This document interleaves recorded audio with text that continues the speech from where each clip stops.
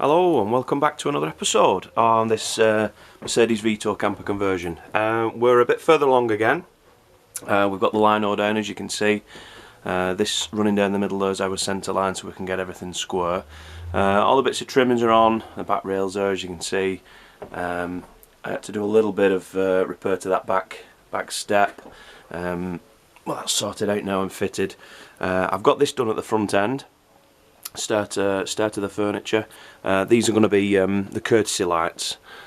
These wires that are coming out here, but not got the lights yet, so I've just left them out for when they do turn up. And we've got a 240 socket down there, and that's obviously the switch as well.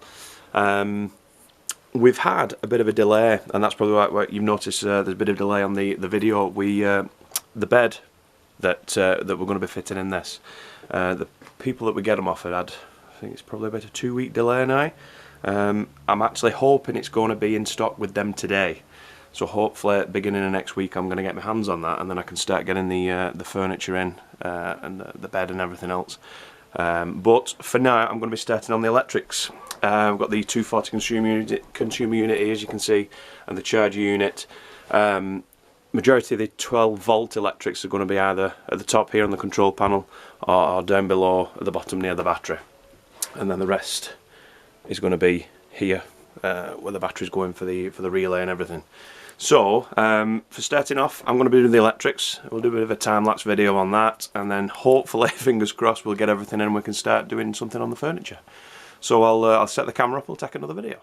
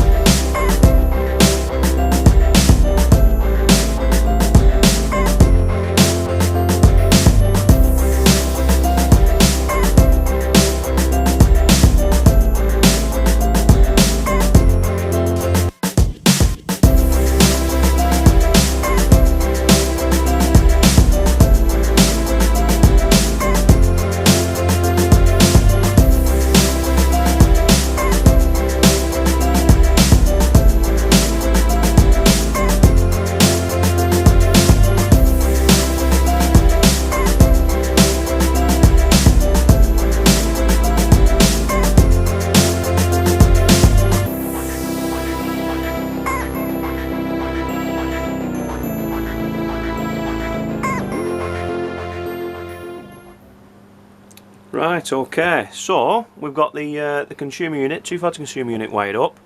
We've got the PB10, which is a charger for the leisure battery, that's wired up with that as well.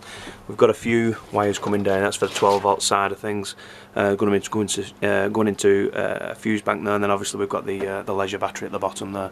And again, that 240 there, that's for a socket, but the rest of these are going to the control panel that's going on that side. So that side of it is pretty much done. You notice I did some work down here as well, which is on the vehicle battery. So we've got 3 in-line fuses here, with a voltage sensitive relay there as well. One of them wires is for the courtesy lights that's going on here. The other one is to take a feed from the vehicle battery to the control panel, just as an emergency use only relay, if there's any problem with the leisure battery. And we've also got wires, there's one wire that's obviously providing the power to the voltage sensitive relay, which is going to run the fridge while you're travelling and also charge the leisure battery.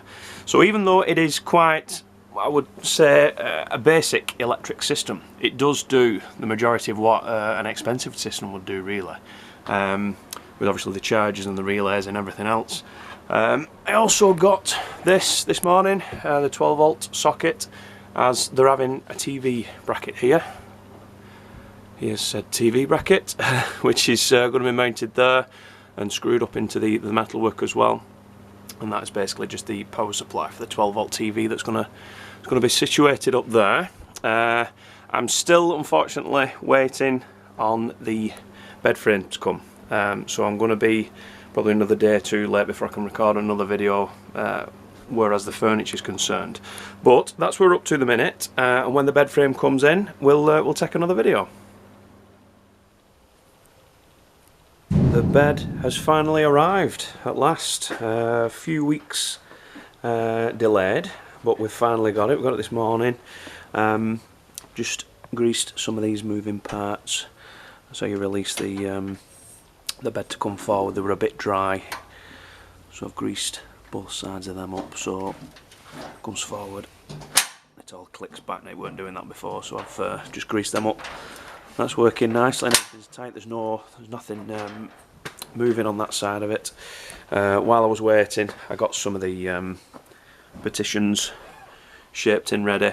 They're a bit oversized here yet, because obviously I didn't have the depth to go off for the bed, and obviously we've got a couple of holes to drill there for sockets and control panels and whatever. This one, I don't know if you noticed, there was a bit of decorative oval thing that went on there that housed some lights. We're not having that on this one. We're going to have a shallow locker across here, so that's slightly different on that one. But now I've got the bed, get the bed in, I can get my depth of the partitions, I can cut all them down, I can make my front as well then. So I'll set the camera up, and we'll offer the bed up, and we'll do some time lapse on the furniture as well.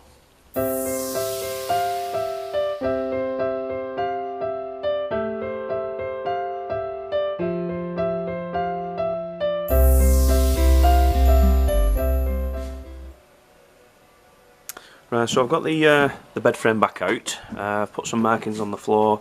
Obviously the measurements of where my centre line is going to be to the centre rail of that the bed. So I've got markings front and back, but the more important one is the marking on the pencil line where I need my furniture to come up to. So now I can start trimming these down. The other partition in there, I can get my front in. I've already got a pattern from a previous van that I've done before, so I can offer that in and just make some slight alterations to it. So yeah, I can crack on with the furniture now, so I'll set the camera up and we'll do another time lapse.